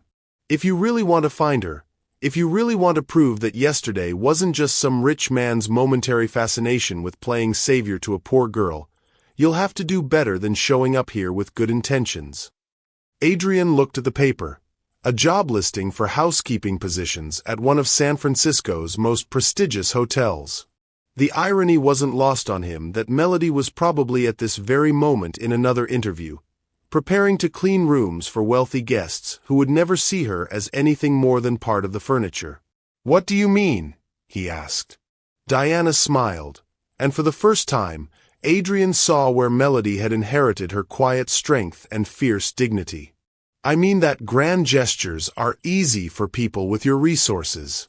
What's hard is showing up consistently, respecting her choices even when they're not what you want, and proving that your feelings for her aren't dependent on her gratitude or her willingness to be rescued." "How do I do that?" You start by asking yourself what Melody needs, not what makes you feel better about yesterday. Diana's voice was kind but firm. And then you find a way to give her that, even if it means stepping back and letting her choose her own path. Adrien felt the weight of her wisdom, the challenge implicit in her words. Loving Melody wasn't about rescuing her or using his wealth to solve her problems. It was about seeing her as she truly was, a woman of extraordinary talent and strength who deserved the freedom to reclaim her dreams on her own terms. "Thank you," he said, tucking the job listing into his pocket, "for trusting me with her story, for helping me understand." "Don't thank me yet," Diana said, walking him to the door. "Thank me when you figure out how to love my daughter without trying to save her." As Adrien drove back toward the city, Diana's words echoed in his mind. The St. Francis Hotel rose before him like a challenge, its elegant facade hiding the reality that somewhere inside, Melody was probably sitting in another sterile interview room, preparing to make herself invisible once again. But Adrien had learned something crucial from her mother. Love wasn't about grand gestures or financial solutions. It was about seeing someone fully and supporting their dreams without trying to control the outcome. The question was, how could he show Melody that she was worth fighting for without making her feel like another problem to be solved with his money? The answer, when it came to him, was so simple and so perfect that he almost laughed out loud. He pulled out his phone and made a call that would either change everything or cost him the woman he loved forever. But some risks, he was finally learning, were worth taking. Adrien sat in his Tesla outside the St. Francis Hotel for 20 minutes, watching well-dressed guests enter and exit through the revolving doors. Somewhere inside that elegant building, Melody was probably sitting across from a hiring manager, trying to convince them she was qualified to clean the rooms of people who would never see her as anything more than a uniformed ghost moving through their lives. The phone call he'd made had set wheels in motion that couldn't be stopped. In 6 hours, everything would change, either spectacularly well or catastrophically badly. But first, he had to find Melody and do something he'd never done in his adult life. Admit he'd been completely wrong and ask for a second chance he didn't deserve. Adrien entered the hotel's opulent lobby, feeling overdressed despite his casual clothes. The space dripped with old San Francisco money, crystal chandeliers, marble floors, gold leaf details that spoke of a time when elegance mattered more than efficiency. He approached the concierge desk, where a silver-haired man in an immaculate uniform looked up with professional politeness. "Good afternoon, sir. How may I assist you?" "I'm looking for someone who's interviewing for a housekeeping position today. Melody Brooks. It's urgent, a family emergency." The concierge's expression shifted to concern. "Of course, sir. Let me check with human resources." He made a quick phone call, speaking in hushed tones before hanging up. "Miss Brooks just finished her interview. She's in the employee break room on the 3rd floor, gathering her things." Adrien's heart hammered against his ribs as he took the elevator up, practicing words that felt inadequate for everything he needed to say. The break room was a stark contrast to the hotel's public luxury. Fluorescent lighting, plastic chairs, vending machines humming in the corner. And there, Sitting alone at a small table was Melody. She looked exhausted, her coral blouse slightly wrinkled, her sheet music portfolio clutched in her lap like a shield. When she saw him standing in the doorway, her eyes widened with surprise that quickly hardened into wariness. Adrien! His name on her lips sounded like an accusation. "What are you doing here?" "I came to apologize," he said, not moving from the doorway. "And to ask you to come with me." "Come with you where?" Melody's voice was carefully neutral, but he could see the hurt she was trying to hide. "To another afternoon of playing piano before reality sets in again?" "To Davies Symphony Hall," Adrien said quietly. "There's something there you need to see." Melody stared at him for a long moment. "I just got offered a job, Adrien. A good job with benefits and regular hours. I can't afford to play games with my future anymore." "I'm not asking you to play games." Adrien stepped into the room, his voice urgent. "I'm asking you to trust me one more time. Just for tonight. If you don't like what I have to show you, I'll drive you home and never bother you again." Something in his tone must have reached her because Melody's rigid posture softened slightly. "Why Davies Hall?" "Because that's where you belong," Adrien said simply. "Not cleaning hotel rooms or dusting pianos in empty mansions. On stage, sharing your gift with people who can appreciate its beauty." Melody's laugh was bitter. "You think it's that easy? You think I can just walk onto a concert stage after 3 years of cleaning houses and pretend I never left?" "No," Adrien said, moving closer. "I think you're the most talented musician I've ever heard, and I think the world deserves to know that. But more than that, I think you deserve to know it too." For a moment, something flickered in Melody's eyes. Hope, maybe, or longing. Then the walls went back up. "I can't afford dreams anymore, Adrien. Some of us have responsibilities. What if those responsibilities could be handled without sacrificing your dreams?" Before Melody could respond, Adrien's phone buzzed with a text message. He glanced at it and felt his pulse quicken. Everything was in place. "Please," he said, meeting her eyes. "Just come with me. 2 hours. If you hate what you see, I'll never ask you for anything again." Melody studied his face for what felt like an eternity. Finally, she stood, gathering her portfolio. 2 hours. "But Adrien, if this is some kind of pity gesture, some rich man's idea of charity, I'll never forgive you." "It's not pity," Adrien said softly. "It's love." The concert hall was ablaze with lights when Adrien and Melody arrived, its Art Deco facade glowing against the evening sky. Elegant patrons in evening wear streamed through the entrance, chattering excitedly about the evening's performance. Melody stared up at the building she'd dreamed of performing in since childhood, confusion clear on her face. "Adrien, what's going on? There's obviously a concert tonight, and we're not dressed for." "We're not going to watch," Adrien said, taking her hand. "We're going backstage."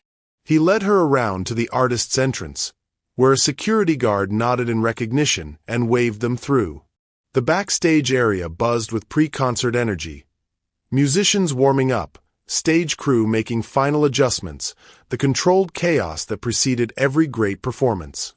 "Adrien, we shouldn't be here," Melody whispered, but her eyes were bright with fascination as they passed practice rooms where world-class musicians prepared for the evening ahead. "Actually, we should," said a warm voice behind them. They turned to see a distinguished woman in her 60s approaching, her silver hair pulled back in an elegant chignon, her black concert dress simple but clearly expensive. "You must be Melody. I'm Catherine Chen, artistic director of the San Francisco Symphony." Melody's mouth fell open. Catherine Chen was a legend in the classical music world, a former concert pianist who'd become one of the most respected conductors on the West Coast. "Ms. Chen, I don't understand. Mr. Stone contacted me this afternoon, Catherine explained, her eyes twinkling with amusement. He sent me recordings of your performance from yesterday, along with copies of your Juilliard transcripts and competition recordings. Quite impressive credentials, Miss Brooks. Recordings. Melody turned to stare at Adrien. You recorded me? Adrien's cheeks flushed. I have a security system. Audio recording in every room.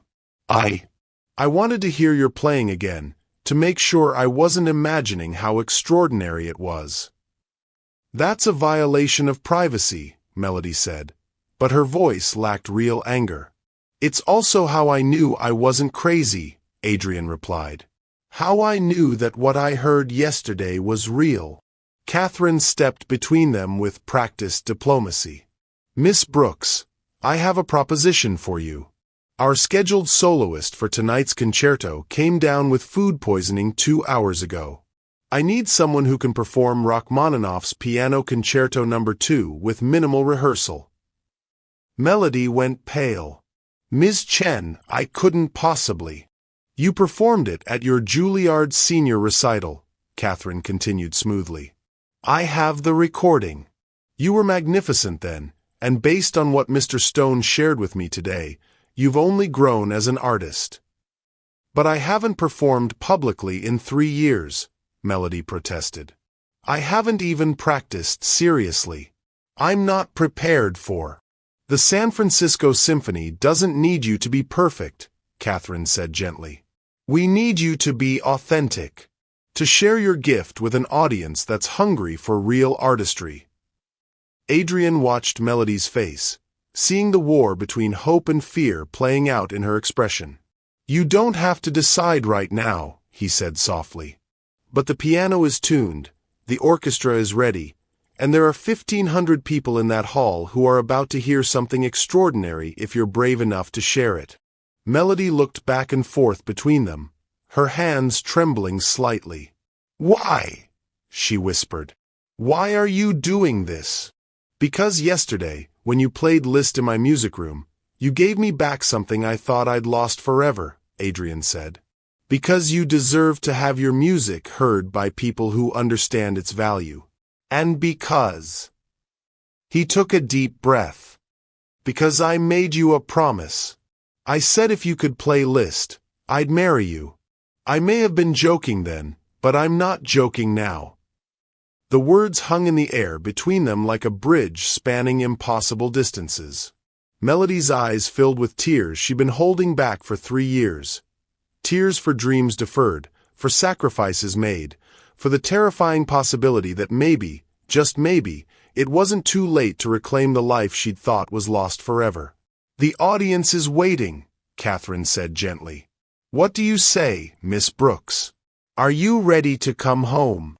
Melody closed her eyes for a moment, and when she opened them, Adrien saw something he'd never witnessed before. Melody Brooks, concert pianist, fully inhabiting her own power. I'll need 10 minutes to warm up, she said, her voice steady with new resolve. And I'll need someone to call my parents. They should be here for this. Catherine's smile was radiant. Already taken care of. Mr. Stone arranged for them to be picked up an hour ago. They're in the family box. As if summoned by her words, Diana and Robert Brooks appeared in the hallway, Diana's eyes bright with tears of pride, Robert leaning on a walker but beaming with joy. They embraced their daughter fiercely, whispering words of love and encouragement that made Adrien's chest tight with emotion. You did this, Melody said, turning to Adrien as her parents were led to their seats. All of this. I made some phone calls, Adrien said modestly. But the music, the talent, the courage to walk out on that stage, that's all you. Melody stepped closer, close enough that he could smell her vanilla and jasmine scent, could see the gold flecks in her brown eyes that had captivated him from the beginning. If I do this, she said softly, if I walk out there and play, what happens after? What happens to us? Adrien cupped her face in his hands, marveling at the trust she was showing by allowing his touch. Whatever you want to happen. If you want to return to school, I'll make sure your family is taken care of while you finish your degree. If you want to launch a concert career, I'll support that in any way I can. And if you want nothing to do with me after tonight, I'll respect that too. And if I want all of that, plus you, Adrien's heart stopped. Then you'll have me, for as long as you'll have me. Not as your patron or your savior, but as someone who loves you exactly as you are and wants to spend his life listening to the music you create. Melody stood on her tiptoes and kissed him, soft and sweet and full of promise. When they broke apart, she was smiling through her tears. I have one condition, she said. Anything. Next month, when the San Francisco Chronicle reviews this performance, I want them to mention that Melody Brooks is engaged to Adrien Stone. Not because he rescued her, but because she chose him. Adrien's answering smile felt like it might split his face in half. Is that a yes? That's a yes to everything, Melody said, then turned toward the stage entrance where Catherine was waiting with barely contained excitement. As Melody walked toward the stage that would mark her return to the musical world, Adrien followed at a respectful distance. From the wings, he watched her settle at the Steinway Grand, a twin to the one in his music room where this whole love story had begun. The orchestra rose as she entered, and the audience's applause was warm and welcoming. When the first notes of Rachmaninoff's concerto filled the hall, Adrien felt tears on his cheeks. This wasn't just Melody reclaiming her dreams. This was the sound of two wounded souls choosing love over fear, choosing connection over isolation, choosing to believe that music really could bridge any distance between hearts. In the family box, he could see Diana and Robert Brooks holding hands, their faces radiant with pride.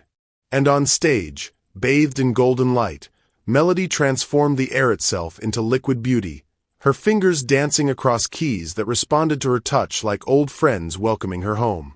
The music soared and dove, whispered and roared, telling the story of everything they'd been through and everything they'd found in each other.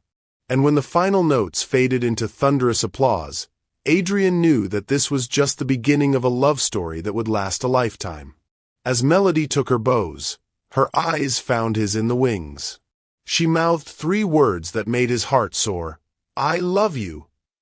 And in that moment, Adrien Stone, billionaire CEO, master of the universe, man who'd thought he had everything, finally understood what it meant to be truly wealthy.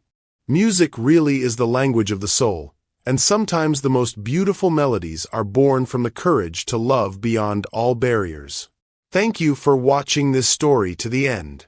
If you enjoyed this story, you will surely love the next one. It's as interesting as you can ever imagine. So do check it out. Click on the image showing on your screen right now to watch the next one.